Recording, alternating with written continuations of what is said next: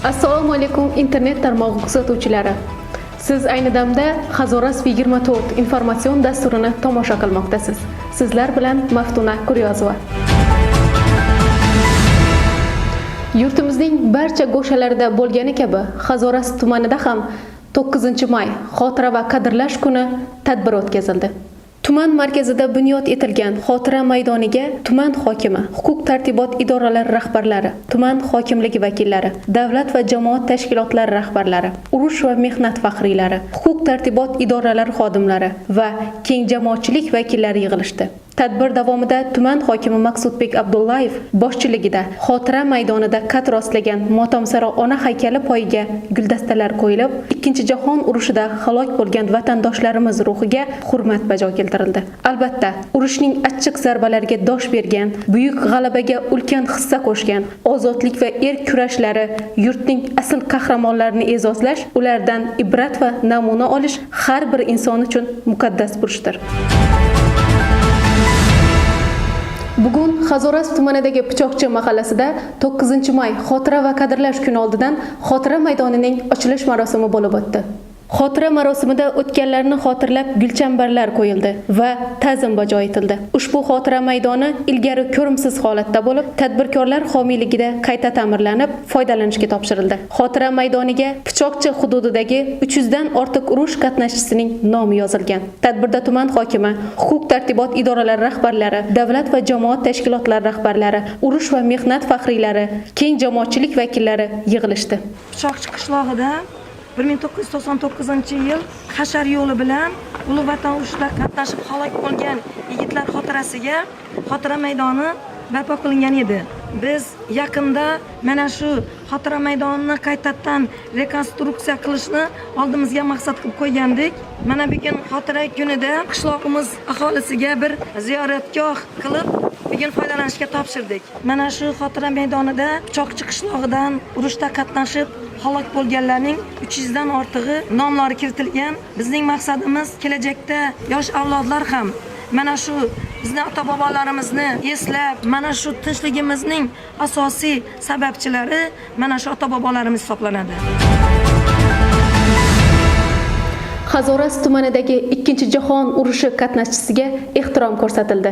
Bugun viloyat hokimi o'rinbosari Sanatbek Salayev va tuman hokimi Maqsudbek Abdullayev hamda keng jamoatchilik vakillari ishtirokida tumanimizda istiqomat qiluvchi Ikkinchi jahon urushi faxriysi Bekjon ota Matnazarovning xonadonida bo'ldilar. Muhtaram prezidentimizning 9-may xotira va qadrlash kuni munosabati bilan yo'llagan tabrigini o'qib eshittirib, Ikkinchi jahon urushidagi g'alabaning 80 yilligi esdalik yubiley medali, 10,000 AQSh dollar miqdoridagi pul mukofoti hamda qimmatbaho sovg'alarni topshirdilar. 100 yosh bilan yuzlashib, hayotning barcha achchiq chuchugini totgan bu tabarruk nuroniylar bunday e'tibor uchun hurmatli prezidentimizga samimiy minnatdorchilik bildirib, yurtimizning tinchligi, xalqimizning farovonligini tilab duoga qo'l ochdilar.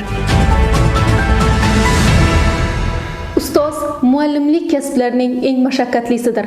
Ularning mehnatini igna bilan quduq qazishga o'xshatish mumkin. Darhaqiqat, ustoz otangday ulug' degan maqol ham bejizga aytilmagan. U olam ma'noni anglatadi. Agar ota-ona farzandini dunyoga keltirsa, uni kamolga yetkazadigan, yetuk inson qiladigan bu ustozdir. Tumanimizda ham ko'p sonli yoshlarni o'z farzandlaridek sevadigan minglab fidoyi o'qituvchilar mehnat qilishmoqda. Shulardan biri Nazira Sobirovadir. Nazira opa 34 yildan buyon tumandagi 45-sonli umumiy o'rta ta'lim maktabining boshlang'ich ta'lim fani o'qituvchisi bo'lib faoliyat yuritib kelmoqda. Ushbu maktab Suhrob Kuryozov rahbarligida ko'plab fidoyi ustozlari va bilimli o'quvchilari bilan alohida ajralib turadi. Xususan, barchaga ibrat bo'lib kelayotgan har bir darsni qiziqarli va rang-barang tarzda o'tishi bilan o'z ishiga mas'uliyat bilan yondashayotgan ustozlar bu haqda u shunday deydi. Bu dargoh men uchun juda qadrli. Chunki men shu yerda 10 yil ta'lim tarbiya olganimdan keyin gench pedagogika bilim yurtiga o'qishga kirganman. Shu yerda 91-yil bitirib shu maskanga ishga kelganman va mana shunday jajjibalajonlarimizga ta'lim tarbiya berib kelmoqdaman. Shu dargohga 34 yildan buyon yosh avlodga ta'lim tarbiya berib kelmoqdaman. Har kuni ertalab turib maktab tomon oshiqaman. Bolajonlarimizni ko'rishni sog'inaman. Dars jarayonimda o'quvchilarning zavqi shavqini ko'rib yanada ilhomim keladi. Mana shunda men o'zim ham boshlang'ich sinf ustozim Bobojon va Shukurjon ustozga havas qilib shu kasbni tanlaganman. Shunga mana prezidentimiz tomonidan bizlarga, pedagoglarga juda e'tibor qaratilmoqda. Buning uchun prezidentimizdan juda minnatdormiz. Yurtimiz bo'ylab 9-may xotira va qadrlash kuni har yili mamlakatimizda o'zgacha shukuhda nishonlanadi.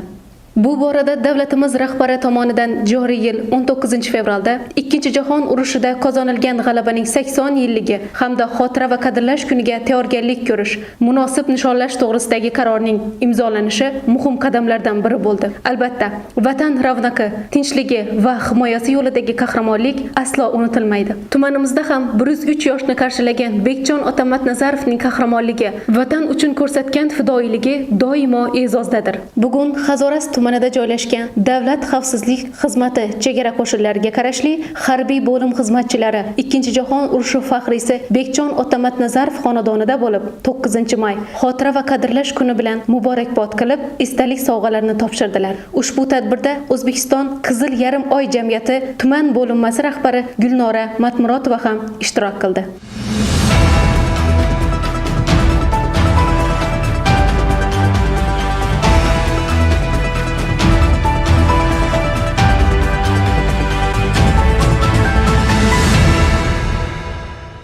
Sizlarga yetkazmoqchi bo'lgan xabar va lavhalarimiz shulardan iborat edi. Bizni kuzatishda davom eting. Xayr, salomat bo'ling.